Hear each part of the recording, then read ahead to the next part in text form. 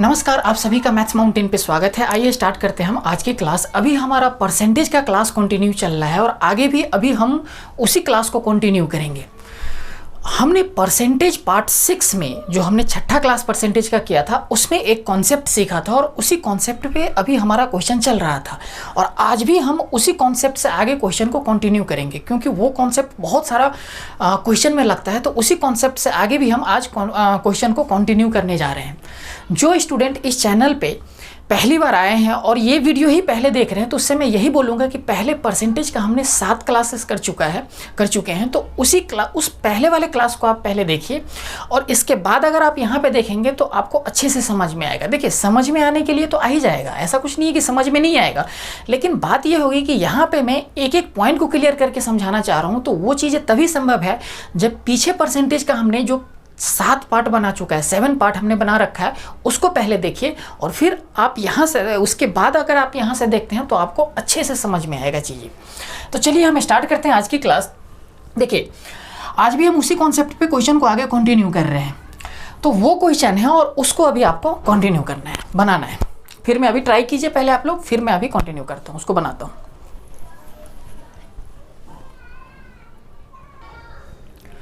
देखिए, ये ऑप्शन दिया हुआ है क्वेश्चन का, ये सीजीएल मेंस में पूछा हुआ क्वेश्चन है। क्वेश्चन क्या बोल रहा है कि किसी शहर का जनसंख्या हर एक साल 4% की दर से इंक्रीज करता है, 4% हर एक साल इंक्रीज कर जाता है। बोल रहा है कि 1 जनवरी 2001 को जो शहर का जनसंख्या वो 5 लाख है। तो बोल रहा है 1 जनवरी 2004 को शहर का जनसंख्या फाइंड आउट करके बताओ कि इनमें से कौन सा ऑप्शन आपका बनेगा। ये आपका क्वेश्चन है। तो देखिए, इस क्वेश्चन को अगर हम डिविजिबल कॉन्सेप्ट से करना चाहते हैं तो कैसे करेंगे। 4% का हमें क्या करना है, फ्रैक्शन वैल्यू निकालना है 4% का। वो कितना होगा, 1/25। यानी शुरुआत में 25 यूनिट रहा होगा और वो 4% से 4% से इंक्रीज कर रहा है तो 25 का 4% बनेगा हमारा 1, यानी 1/25 है तो 25 का 4% हमारा बनेगा 1। यानी 25 था और 1 से इंक्रीज कर रहा है तो कितना बन जाएगा, 26। यानी नीचे में 25 होगा, ऊपर में 26 होगा। फिर अगले साल भी नीचे में 25, ऊपर में 26, फिर 25, 26, इस तरह से हमारा चलेगा। यानी जो भी हमारा आंसर बनेगा, देखिए ऊपर में 26 आ रहा है तो इसका मतलब जो भी आंसर बनेगा उसमें क्या बनेगा, 26% होगा। यानी जो आंसर बनेगा वो 26 का डिविजिबल होगा कि नहीं होगा। तो हमें ऑप्शन में क्या चेक करना है कि ऑप्शन कौन सा 26 का डिविजिबल है। लेकिन बात यहाँ पे ये आती है कि हमने 26 का डिविजिबल पढ़ा ही नहीं है। तो हमें करना क्या है, 26 को क्या लिख सकते हैं, 13 × 2, 13 × 2, ये भी हमारा लिख सकते हैं 26, यानी 26 के जगह पे। यानी 26 के जगह पे अगर 13 और 2 लिख सकते हैं तो यानी जो भी आंसर हमारा बनेगा उसमें 13 बनेगा कि नहीं। तो हमें क्या चेक करना पड़ेगा, जो आंसर बनेगा वो 13 का क्या बनेगा, डिविजिबल होगा। तो हम सीधा सीधा ऑप्शन पे आते हैं और 13 का डिविजिबल हम चेक कर लेते हैं। 13 का डिविजिबल हमने चेक करना आपको सिखाया है कि 3 डिजिट हम इधर से लेंगे और बाकी जो बचेगा तो बड़े वाले में से छोटे को घटाएंगे और घटाने के बाद जो भी हमारा बनेगा उसको 13 से भाग देंगे। अगर वो 13 से भाग हो जाता है तो इसका मतलब वो 13 का डिविजिबल है, वरना नहीं है। तो देखिए 562 इधर बने और इधर 3 पेयर हमने बनाया तो 432, यानी 3 डिजिट का हमने इधर बना लिया, एक पेयर कर लिया तो 432 हमारा इधर बन गया। तो 562 में से 432 घटाएंगे, कितना बचेगा, 0, 3 और 5 में से 4 रहेगा 1। यानी इसका हमारा डिवाइड, ये घटाने के बाद ये वैल्यू बना। अब मैं आपसे पूछता हूँ क्या ये वैल्यू 13 का डिविजिबल है, तो आप कहेंगे हाँ। तो इसका मतलब अगर ये 13 का डिविजिबल है तो ये पूरा संख्या जो है, ये जो नंबर लिखा हुआ है ये 13 का डिविजिबल है। यानी जो आंसर बनेगा ये भी बन सकता है। फिर उससे आइए आगे देखते हैं हम। यहाँ पे अगर 3 डिजिट को हम अलग से इधर कर लेते हैं तो बचेगा कितना, ये 3 डिजिट। अगर इसमें से इसको घटाते हैं तो कितना बचेगा, 0। 5 में से 3 जाएगा तो 2, यहाँ पे 6 में से 4 जाएगा तो 2। क्या ये 13 का डिविजिबल है, 13 से भाग लगेगा, नहीं लगेगा। यानी ये ऑप्शन हमारा कट जाएगा। फिर यहाँ पे आइए, ये पेयर देखते हैं और ये पेयर देखते हैं। इसमें से इसको घटाते हैं तो कितना बनेगा, 2। यहाँ पे घटाएंगे तो बनेगा, 6 में से 2 जाएगा तो 4। यहाँ पे 4 में से 2 घटाएंगे तो बचेगा 2। क्या ये 13 का डिविजिबल है, तो आप कहेंगे 13 का डिविजिबल ये भी नहीं है। इसका मतलब ये भी ऑप्शन हमारा नहीं बनेगा। फिर यहाँ पे आइए, देखिए ये 3 के इधर का 3 पेयर बनाना है और बाकी बच जाएगा ये 3। इसमें से इसको घटाएंगे तो देखिए 4 में से 2 जाएगा तो 2, 6 में से 3 जाएगा तो 3, फिर 5 में से ये 2 जाएगा तो 3। अब मुझे बताइए ये 13 का डिविजिबल है? तो आप कहेंगे 13 से भाग देंगे तो 13 दूनी 26, 4 3 7 72 बचेगा, जो कि 13 से भाग नहीं होगा, यानी ये भी 13 का डिविजिबल नहीं है। तो हमारा ऑप्शन क्या फाइंड आउट हो गया? ये चीज़ें हमारा आंसर बन गया। आया समझ में? देखिए हमने क्या किया था, हमने बोला था कि अभी शहर का जनसंख्या जो है 5 लाख है, हमने लिख दिया 5 lakhs, ये हमने लिख दिया। क्वेश्चन क्या बोल रहा है कि हर एक साल, सबसे पहले ये भी आप समझिए कि जनसंख्या कितने साल तक बढ़ा। तो समझिए यहाँ पे 1 जनवरी 2001 से स्टार्ट है, यानी 1 जनवरी 2001 को जनसंख्या कितना है शहर का? तो आप कहेंगे 5 लाख। अब 1 जनवरी 2001 से 1 जनवरी 2002 1 साल बना, 1 जनवरी 2002 से 1 जनवरी 2003 हमारा 2 साल बना, और 1 जनवरी 2003 से 1 जनवरी 2004 ये हमारा तीसरा साल, यानी 3 साल तक पॉपुलेशन कंटिन्यू हमारा बढ़ा। कितना परसेंट से? 4% से, यानी 4% जो है हमारा इसका फ्रैक्शन वैल्यू होता है 1/25, यानी शुरुआत में 25 रहा होगा और उसका 4% बढ़ गया, यानी कितना बढ़ गया? 1 बढ़ गया, तो कितना बन जाएगा? 26 बन जाएगा। यानी ये 25 था, ऊपर में कितना बन गया? 26, फिर 3 साल तक ऐसे चला, 25 से 26, 25 से 26, यही चला। और इसी को हमने सॉल्व करके लिखना था, हमें आंसर बताना। तो देखिए हमने क्या किया कि ऊपर में 26 आ रहा है, जो कि नीचे वाले नंबर से क्या होगा? कटेगा ही नहीं, यानी नहीं कटेगा, तो इसका मतलब जो भी हमारा आंसर बनेगा उसमें 26 प्रेजेंट होगा।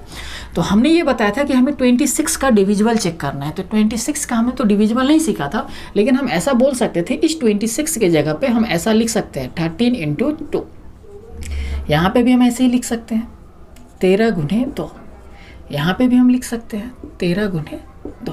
अब 13 तो कटेगा ही नहीं नीचे वाला नंबर से, तो हमें क्या है कि जो भी आंसर आएगा उसमें 13 प्रेजेंट होगा। तो हमने क्या किया, 13 का डिविजिबल चेक कर लिया और यहीं से हमने आंसर मार्क कर लिया। तो लेकिन ये चीज़ें हम अपने माइंड में ही कैलकुलेट कर रखे थे पहले। समझ में आया? अगर समझ में आया तो आप इसको नोट कीजिए, फिर हम उस मेथड से आपको करके बता रहे हैं। देखिए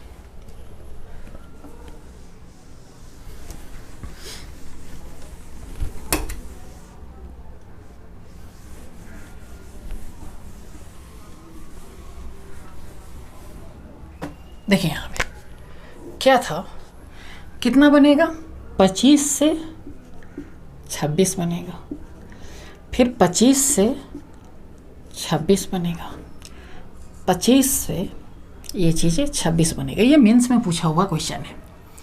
तो देखिए इसका मल्टीप्लाई करके हम यहाँ पे लिखते हैं और इसका मल्टीप्लाई करके हम यहाँ पे लिखते हैं। तो 25 25 25 का क्यूब होता है आपका 15,625।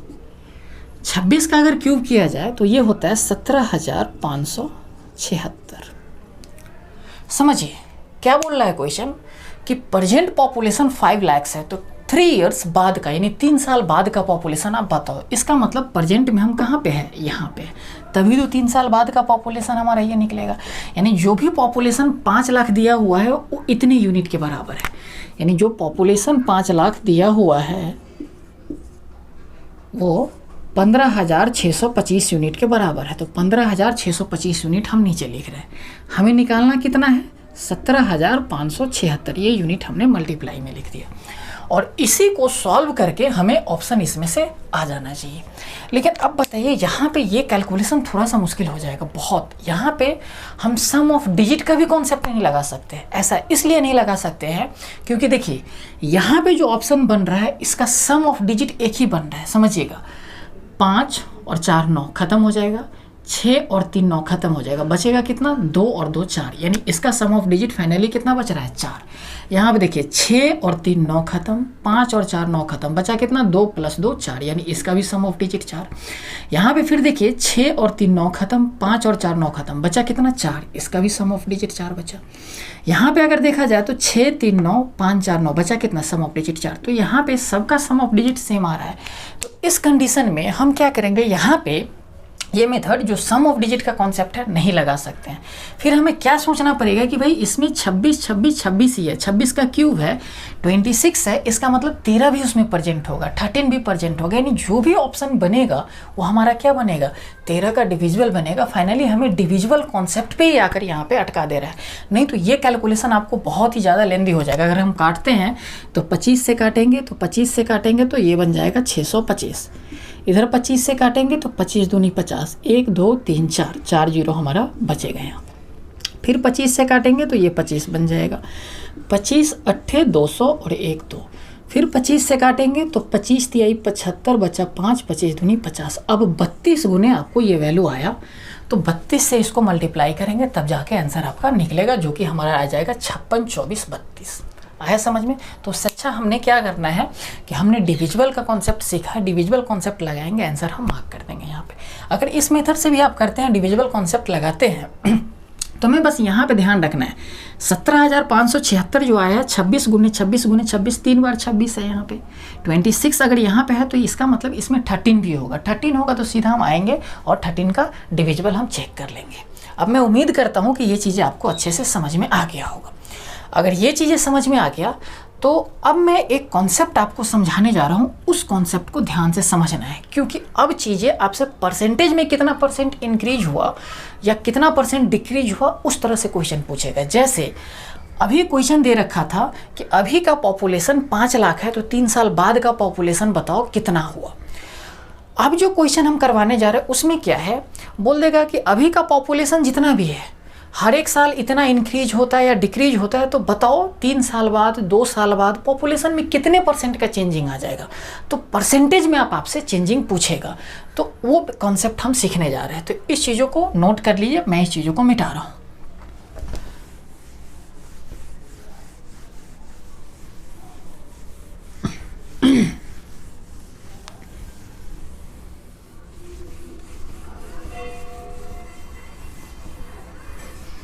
देखिए समझना है ध्यान से, हम क्या कर रहे हैं, जो सबसे पहला कॉन्सेप्ट हमने जिससे ही ट्रिक सीखा था उसी एग्जाम्पल को हम ले रहे हैं। समझिएगा, यहाँ पे मैं आपसे बोल रहा हूँ कि किसी शहर का जनसंख्या 500 है, 500 है। ये पहले साल 10% से क्या होता है, इंक्रीज होता है, और फिर दूसरे साल 20% से क्या हो रहा है, इंक्रीज हो रहा है। और मैं आपसे ये पूछ रहा हूँ कि ये बताओ 2 साल बाद कितने परसेंट शहर का जनसंख्या इंक्रीज हो जाएगा। तो समझिएगा हम कैसे करते थे कि 10% से इंक्रीज हुआ तो 10% का फ्रैक्शन वैल्यू कितना, 1/10, यानी 10 रहा होगा तो कितना बन जाएगा, 11 बन जाएगा, यही बनेगा। फिर अगर 20% से इंक्रीज हो रहा है, इसका फ्रैक्शन 1/5, यानी 5 रहा होगा, 1 से बढ़ेगा, कितना बन जाएगा, 6 बन जाएगा, यही हमारा बनता था। तो इस चीज़ों को मल्टीप्लाई करके हम यहाँ पे लिखते थे और इस चीज़ों को मल्टीप्लाई करके हम यहाँ पे लिखते हैं। हम चाहे तो काट भी सकते हैं आपस में इसको, अगर जो वैल्यू कटने वाला होगा तो हम काट देंगे, तब भी हमारा आंसर वही आएगा, और नहीं भी काटेंगे तब भी हमारा आंसर वही आएगा। तो देखिए अभी का पॉपुलेशन हमारा 50 यूनिट है, और 2 बार बढ़ने के बाद 2 साल बाद पॉपुलेशन कितना बन जाता है, 66 यूनिट बन जाता है। क्वेश्चन क्या बोल रहा है, अभी का पॉपुलेशन कितना है, 500 है, तो 2 साल बाद का पॉपुलेशन कितना होगा, मैं आपसे ये पूछना चाह रहा हूँ। तो देखिए हम क्या करते थे, अभी का पॉपुलेशन 500 है, हमने बोला 50 यूनिट है, तो ये 500 50 यूनिट के बराबर है, तो कितना गुना हो रहा है, 10 गुना, ये इसका आगे 10 टाइम्स हो रहा है। तो इधर भी ये वैल्यू कितना आ जाएगा, 10 टाइम्स, यानी कितना बन जाएगा, 660। यानी अभी 500 था, एक बार 10% बढ़ा, दूसरे बार फिर से 20% बढ़ा, और बढ़ने के बाद 660 आपका बन गया पॉपुलेशन। समझिए अब यहाँ पे मैं बोल रहा हूँ कि बताओ पॉपुलेशन कितना बढ़ा है, तो आप कहोगे 500 था 660 बन गया, यानी कितना बढ़ा, 160 बढ़ गया, यानी 160 इंक्रीज हो गया पॉपुलेशन। अब मैं इसी चीज़ों को परसेंटेज में पूछना चाह रहा हूँ कि आप मुझे ये बताओ कि पॉपुलेशन कितने परसेंट से इंक्रीज हुआ। समझिएगा, तो हमने जो पहला क्लास में ये सब चीज़ें सीख रखा है कि 160 का इंक्रीज हो रहा है किस पे, 500 पे, यानी 160 बढ़ा। शुरुआत में 500 था और 160 बढ़ गया, तो हम यही निकालते थे कि भाई 500 का ये 160 कितना है। जैसे समझिएगा एक चीज़ें, मैं बोलूँ कि किसी कोई नंबर 100 था, ध्यान से समझिए चीज़ों को, और 110 बन गया, यानी कितना से इंक्रीमेंट हुआ, कितना बढ़ा, तो आप कहेंगे 10 बढ़ा। और परसेंटेज में पूछूं कितना परसेंट का इंक्रीज हुआ, तो 10% का इंक्रीज हुआ। कैसे हमने निकाला 10% का, वो ऐसे हमने फाइंड आउट किया कि ये जो 10 जो इंक्रीज हुआ है वो 100 का कितना परसेंट है, तो आप कहेंगे 10%। वही 10% हमने यहाँ पे लिखा है। निकालने का तरीका क्या होता था कि हम इस 10 का कंपेयर कर रहे हैं किससे, 100 से। समझिएगा, ये सब चीज़ें मैंने पहला दूसरा वीडियो में ही पढ़ा रखा हूँ कि 10 बढ़ा तो हम ये पूछना चाह रहे कि 10 इस 100 का कितना परसेंट है, क्योंकि 100 के रिस्पेक्ट में ही इस 10 का, इस 10 का इंक्रीज हो रहा है। तो इसलिए हम ये निकालते हैं कि ये 10 का, ये 10 इस 100 का कितना परसेंट है। तो जिसका कंपेयर करते हैं वो ऊपर, जिससे कंपेयर करते हैं 100 वो नीचे, और परसेंटेज में चेंज करने के लिए 100%। ये सब चीज़ें मैंने आपको सिखा रखा है। तो हमारा 1 कितना गया, 10%। इन 10% से वैल्यू क्या हो रहा है, इंक्रीज हो रहा है। तो आइए वही चीज़ें हम यहाँ पे करके देखते हैं। समझिए, यहाँ पे देखिए परसेंटेज में कितना का इंक्रीज हुआ, सॉरी वैल्यू में कितना का इंक्रीज हुआ, 160 का। इनिशियल में कितना था, 500, यानी इस 500 के रिस्पेक्ट में 160 का इंक्रीज हुआ। तो हम ऐसे ही निकालेंगे कि ये 160 जो है ना, इस 500 का कितना परसेंट है। तो कंपेयर हम किसका कर रहे हैं, 160 का, किसके साथ, 500 के साथ। तो जिसका कंपेयर कर रहे हैं वो वैल्यू ऊपर, जिसके साथ कंपेयर हो रहा है वो वैल्यू नीचे, और परसेंटेज में चेंज करने के लिए हम क्या करते हैं, 100% से मल्टीप्लाई कर देते हैं। तो ये 2 जीरो से ये 2 जीरो कट गया, 5 से अगर काटते हैं तो 5 तिहाई 15, बच गया 1, 5 दूनी 10, यानी जो वैल्यू इंक्रीज हुआ कितना आया, 32% का पॉपुलेशन में क्या हो गया, इंक्रीज हो गया। अब समझिए एक बात और, हमने क्या किया, ये पॉपुलेशन दे रखा था। अब ये पॉपुलेशन दे रखा था तो हमने 2 साल बाद का पॉपुलेशन निकाला, और कितना इंक्रीज हुआ है वो पॉपुलेशन निकाला, और उसके थ्रू हमने परसेंटेज पे वैल्यू पे लेकर गए। लेकिन हम कह रहे हैं कि भाई ऐसा इतना जो हम करने गए हैं ये नहीं करते। हम क्या करते हैं, समझिएगा, यहाँ पे इस चीज़ों को मैं मिटाता हूँ। हमने जो ये यूनिट पे जो काम किया उसी से करके देख लेते हैं कि पहले 50 यूनिट था, बढ़ने के बाद कितना बन गया, 66 यूनिट, यानी कितने की वृद्धि हुई, 16 यूनिट की। 16 यूनिट का इंक्रीमेंट हुआ किस पे, तो आप कहेंगे 50 पे। तो 16 50 का कितना परसेंट है, ये 16 50 का कितना परसेंट है। तो कंपेयर किसका हो रहा है, 16 का, किसके साथ, 25 के साथ। तो जिसका कंपेयर वो ऊपर, जिसके साथ कंपेयर वो नीचे, इनटू का 100%, यही करते थे। तो 50 से काटेंगे तो 50 दूनी 100, 16 दूनी 32% का हमारा क्या हो गया, इंक्रीमेंट हो गया। समझिए, तो जब भी हमारा परसेंटेज में कंपेयर पूछेगा कि कितने परसेंट का इंक्रीज हुआ या कितने परसेंट का डिक्रीज हुआ, तो जो बात हम वैल्यू से निकाल रहे थे वही चीज़ें 32% हमारा इस यूनिट पे भी काम करके हमारा आ गया। तो हम क्या करेंगे, हम वैल्यू पे जाएंगे ही नहीं। जब भी हमारा परसेंटेज में पूछेगा तो हम यूनिट से ही कैलकुलेट करके हम इस चीज़ों को निकाल देंगे, क्योंकि वैल्यू तो यहाँ पे मैं सिंपल दे दिया था, यहाँ पे ऐसा दे देता 501। अब देखिए 501 50 यूनिट के बराबर है। अब जो हमारा कैलकुलेशन आएगा वो पॉइंट में आ जाएगा, डेसिमल में आ जाएगा, वो काफ़ी ज़्यादा कैलकुलेटिव कर देगा क्वेश्चन को। यहाँ पे भी जो वैल्यू आएगा 501 यहाँ पे है, और इसके जगह पे भी जो वैल्यू आएगा वो भी चीज़ें डेसिमल में आ जाएगा। घटाने के बाद दोनों का वो भी डेसिमल में आ जाएगा, तब जाके परसेंटेज निकालेंगे, वो काफ़ी कैलकुलेटिव हो जाएगा। आंसर हमारा वही आएगा, जो चीज़ें हम यूनिट से निकालेंगे, इस यूनिट पे हम काम करके निकालेंगे, और वैल्यू पे काम करने के बाद भी वही चीज़ें हम निकाल के लाएंगे। तो हम क्या करेंगे, वैल्यू को छोड़ेंगे वहाँ पे, और ये जो यूनिट पे हम काम कर रहे हैं इसी पे हम काम आगे करेंगे। क्लियर है चीज़ें? तो मैं उम्मीद करता हूँ कि ये चीज़ें आपको समझ में आ गया होगा। अगर समझ में आ गया है तो करना क्या है, वो जो आपको क्वेश्चन दिख रहा है उसको करना है।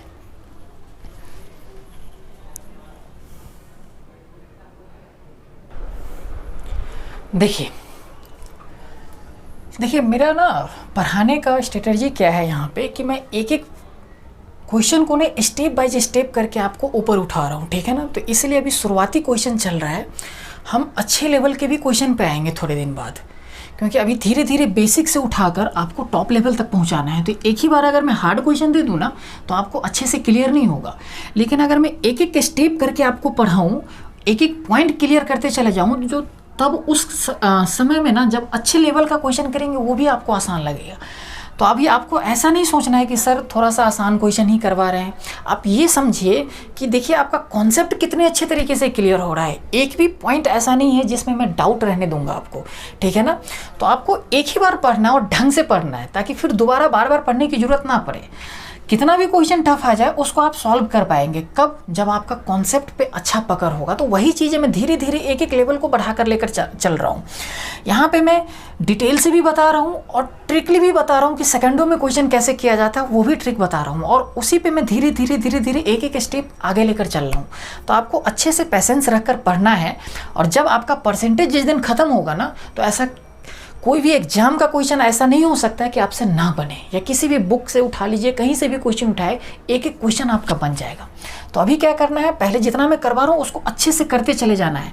मैं बिल्कुल 0 लेवल से उठा रहा हूँ और टॉप लेवल तक आपको पहुँचाने की कोशिश कर रहा हूँ, ठीक है ना। तो वहीं तक मैं आपको ले जाऊँगा और उसी हिसाब से आपको भी पढ़ना है। देखिए आइए इस क्वेश्चन पे समझिए क्या बोल रहा है। किसी शहर का जनसंख्या 2 लगातार वर्षों में 10% और 20% से डिक्रीज हो रहा है, यानी पहले 10% से डिक्रीज हुआ और फिर 20% से डिक्रीज हुआ। तो बोल रहा है कि आप ये बताओ कि 2 साल बाद शहर के जनसंख्या में कितने % का चेंजिंग आया, यानी कितने % से डिक्रीज हो जाएगा। समझ में आया? देखिए इस तरह के क्वेश्चन में जो हम डिविजिबल कॉन्सेप्ट लगा रहे थे वो चीज़ अब हम नहीं लगाएंगे।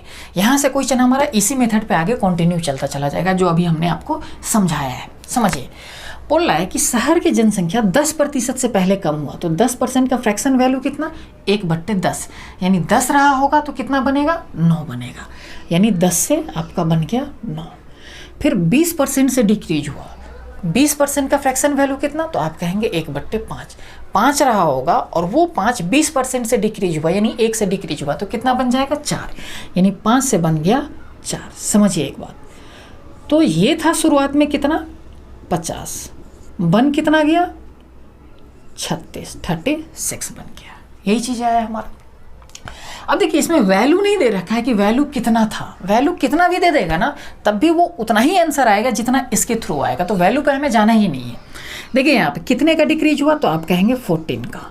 14 का डिक्रीज हुआ किस पे? 50 पे। तो 14 50 का कितना % है, यानी ये 14 इस 50 का कितना % है। तो हम क्या कर रहे हैं, इस 14 का कंपेयर कर रहे हैं किसके साथ? 50 के साथ। तो 14 ऊपर 50 नीचे इंटू का 100%, कितना वैल्यू बन जाएगा? इससे काटेंगे तो 2 14 दूनी 28%, यानी 2 साल बाद शहर का जनसंख्या कितने से डिक्रीज हुआ?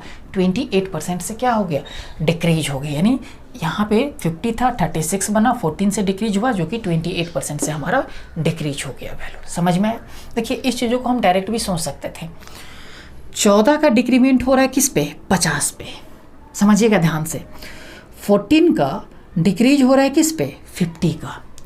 तो परसेंटेज में करने के लिए हमें किस पे निकालना है? 100 के रिस्पेक्ट में, यानी 100 पे निकालना है कि 100 पे कितना डिक्रीज हुआ। तो 50 पे अगर 14 डिक्रीज हो रहा है तो 100 पे कितना डिक्रीज हुआ, यानी 50 का 2 गुना अगर 100 होता है तो 14 का भी 2 गुना कितना हो जाएगा? 28%। आया समझ में? जो वैल्यू 100 के रिस्पेक्ट में कैलकुलेट हो गया वो परसेंटेज में निकल जाता है। तो हम ये चीज़ें ना कर डायरेक्ट भी इस चीज़ों को सोच सकते थे कि 50 पे 14 का डिक्रीज, तो 100 पे कितना का डिक्रीज? 28 का, यानी ये अगर 2 गुना हो रहा है तो ये भी आपका 2 गुना हो जाएगा। इस चीज़ों को ऐसे भी समझ सकते हैं। देखिए अगर इसको उतारना है तो उतार लीजिए, फिर मैं मिटा रहा हूँ अभी, समझिएगा। देखिए इधर मैं ऐसा भी तो कर सकता, तो इसका काट दे रहा हूँ, ये 2 से कटेगा, ये 5 बन जाएगा, ठीक है ना।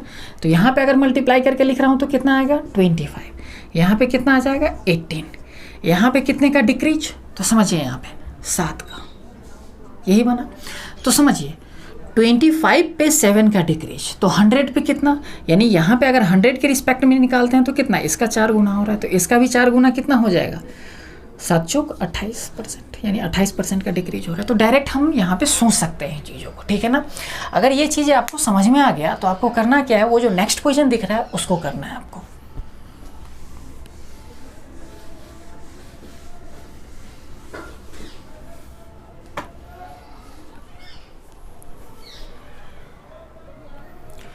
देखिए समझिए इस क्वेश्चन को। क्वेश्चन क्या बोल रहा है, किसी आर्टिकल्स का प्राइस है, कुछ भी प्राइस दिया हुआ होगा, ये वैल्यू आपको गिवन नहीं है। बोल रहा है कि हर एक ऑड ईयर में 16 2/3% से क्या हो रहा है? इंक्रीज हो रहा है। और हर एक इवन ईयर में, ऑड ईयर मतलब विषम, जो विषम संख्या होता है ना, विषम साल में, और हर एक इवन ईयर में यानी हर एक सम साल में 14.7% से क्या हो रहा है, डिक्रीज हो रहा है ये वैल्यू। तो बोला 100 ईयर्स में यानी 100 साल बाद जो प्राइस है आर्टिकल्स का उसमें कितने % का चेंजिंग आएगा, वो चीज़ें आपसे पूछ रहा है। तो एक बात उससे पहले आपको यहाँ पे समझना है। देखिए, जैसे मैं 1 से लेके 10 तक का काउंटिंग करता हूँ तो उसमें 5 नंबर ऐसा होगा जो ऑड होगा और 5 नंबर ऐसा होगा जो इवन होगा। जैसे 1, 3, 5, 7, 9 ये हमारा क्या है, ऑड नंबर है।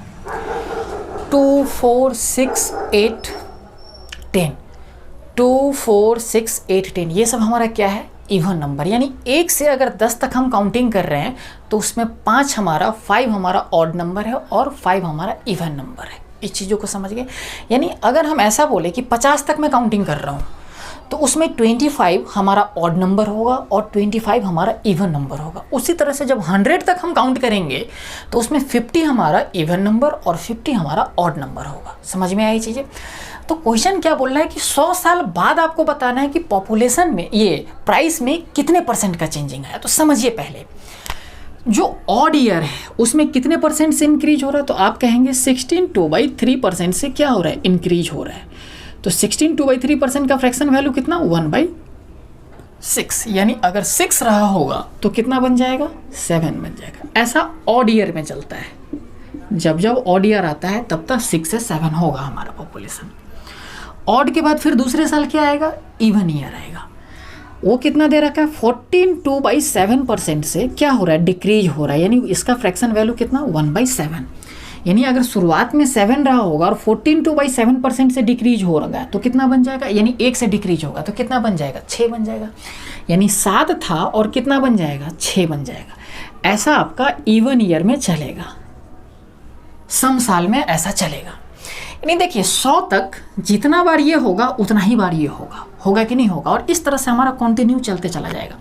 तो अगर मैं 2 ही साल का देखता हूँ तो इससे ये कटेगा, इससे ये कटेगा, फिर अगला 2 साल के लिए फिर कट जाएगा, फिर अगला 2 साल के लिए फिर कटते चला जाएगा। यानी ये जितने बार आगे चलेगा वो कटते चला जाएगा आपस में, क्योंकि जितना बार ये वाला लाइन होगा उतना ही बार ये वाला भी लाइन होगा। तो आपस में कट आ जाएगा ये चीज़ें, और कटने के बाद जितना इधर बनेगा उतना ही इधर बनेगा। अगर इधर 1 था, अगर इस दोनों को इधर 1, ये 6 से 6 कटेगा तो इधर भी 1, इधर भी 1, 7 से 7 कटेगा तो इधर भी 1, इधर भी 1। तो इस दोनों को मल्टीप्लाई करेंगे तो 1 इधर, इस दोनों को मल्टीप्लाई करेंगे तो 1 इधर। यानी जितना था उतना ही रह गया। कितने दिन भी हम ऐसा चलाते चले जाए ना, तब भी हमारा 100 साल बाद भी हमारा ये चीज़ें कटने के बाद जितना इधर उतना ही उधर बनेगा, क्योंकि सब वैल्यू तो आपस में कट ही जाएगा। तो देखिए, 1 इधर भी था, 1 इधर भी बच गया। यानी कितने का चेंजिंग हुआ, 0 चेंजिंग। यानी हमारा आंसर क्या आ जाएगा, नो चेंज। आया समझ में ये चीज़। तो इसको नोट कीजिए। नोट करने के बाद करना क्या है, जो नेक्स्ट क्वेश्चन आपको दिख रहा है उसको करना है।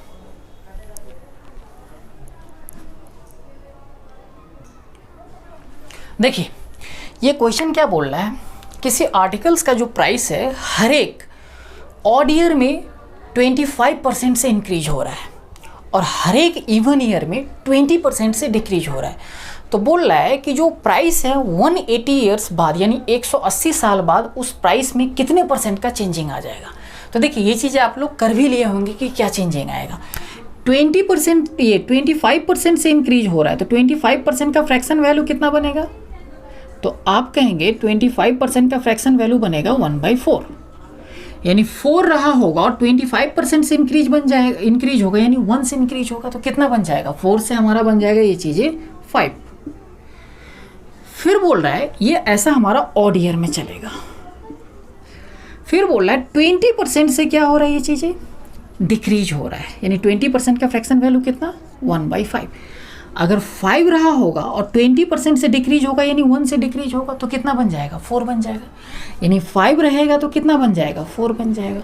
और ये हर एक हमारा क्या होगा, इवन ईयर में होगा। अब समझिए, 180 साल में 180 ईयर्स में 90 ईयर्स हमारा क्या होगा, ऑड होगा, और 90 ईयर्स हमारा क्या होगा, इवन होगा। तो जितने बार ये चीज़ें ऐसे 4 से 5 बनेगा उतने ही बार क्या बनेगा, 5 से 4 बनेगा। तो ये चीज़ आपस में क्या होगा, कट ही जाएगा हमारे, चाहे कितना बार भी आते चले जाए। तो इधर भी 1 हो जाएगा, इधर भी 1 हो जाएगा। कितने का चेंजिंग, 0 का चेंजिंग, यानी हमारा आंसर क्या आ जाएगा, नो चेंज।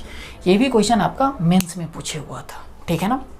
तो चलिए इसको नोट करिए, और नोट करने के बाद वो जो नेक्स्ट क्वेश्चन दिख रहा है उसको करना है आपको।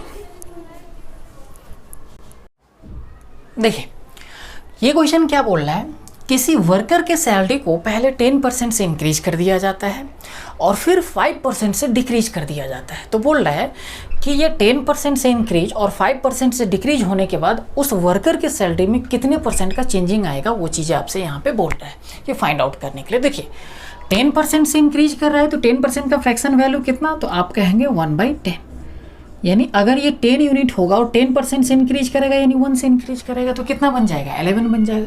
यानी अगर ये 10 है तो कितना बन जाएगा, 11 बन जाएगा।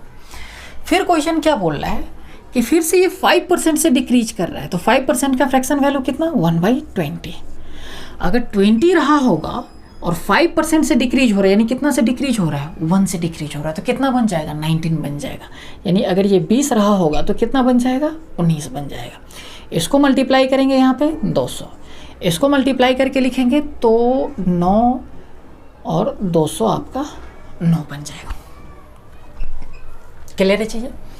अब देखिए यहाँ पे 200 यूनिट था उस वर्कर का सैलरी, और वो एक बार बढ़ने और एक बार घटने के बाद कितना बन गया, 209 बन, यानी कितने का इंक्रीज हुआ, तो आप कहेंगे 9 का इंक्रीज हुआ, ठीक है ना।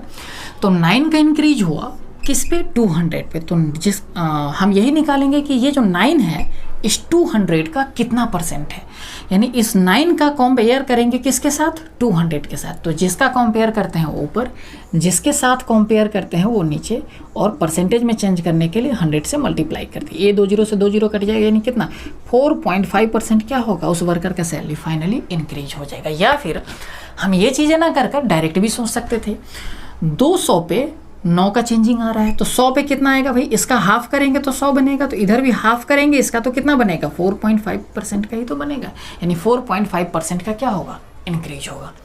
अगर ये क्वेश्चन समझ में आ गया तो नोट कीजिए, और नोट करने के बाद जो नेक्स्ट क्वेश्चन दिख रहा है उसको आपको करना है।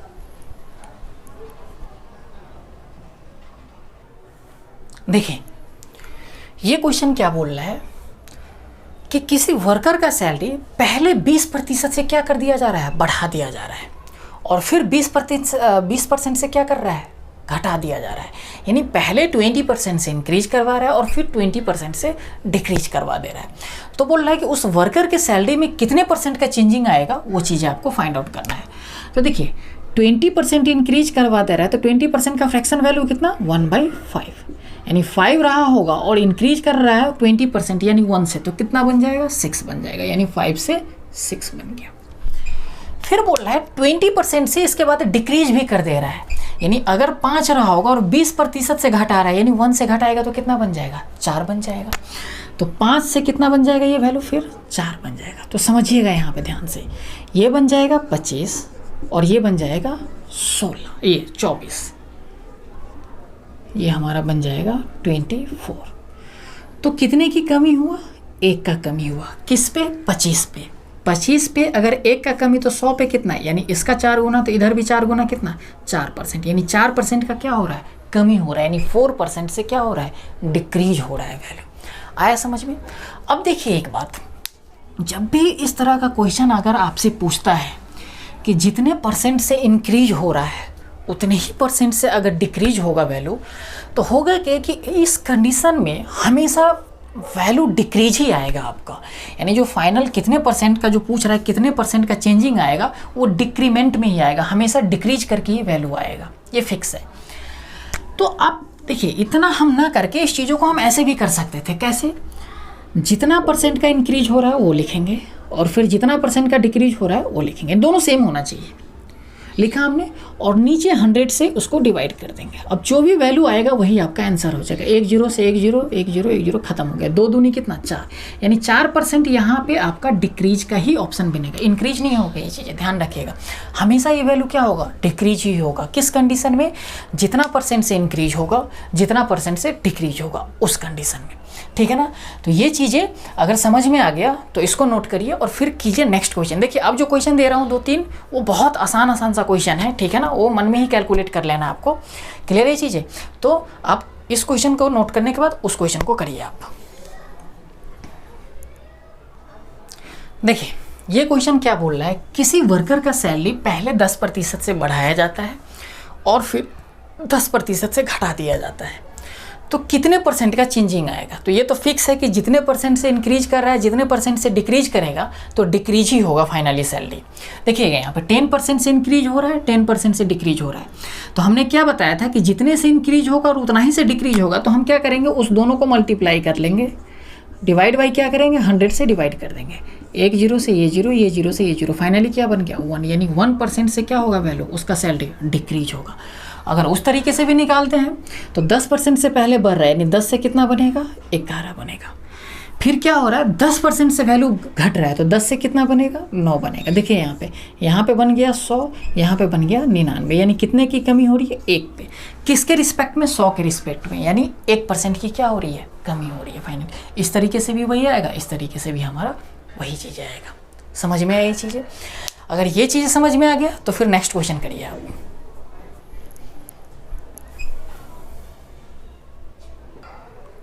देखिए ये भी उसी तरह का क्वेश्चन है, बहुत आसान सा है, डायरेक्ट आप कर सकते हैं कि पहले 15% से बढ़ाया जाता है और फिर 15% से घटाया जाता है, तो कितने परसेंट का चेंजिंग आएगा, डिक्रीज आएगा फाइनली। हमें क्या करना है, 15 × 15 डिवाइडेड बाई 100, क्या बनेगा हमारा आंसर। देखिए यहाँ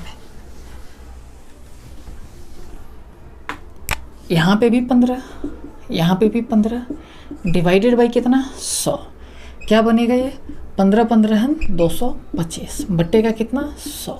अगर 2 जीरो नीचे है तो यहाँ पे ऊपर में 2 को डिजिट के बाद पॉइंट लग जाएगा, ये होता है 2.25% का क्या हो जाएगा, ये चीज़ें डिक्रीज हो जाएगा। ध्यान रखिएगा ये चीज़ें हमेशा डिक्रीज ही होता है, क्योंकि जो क्वेश्चन में ऑप्शन मिलेगा आपको उसमें इंक्रीज का भी यही देकर और बोल देगा इतना इंक्रीज, तो और पहले ऑप्शन इंक्रीज का ही रहेगा।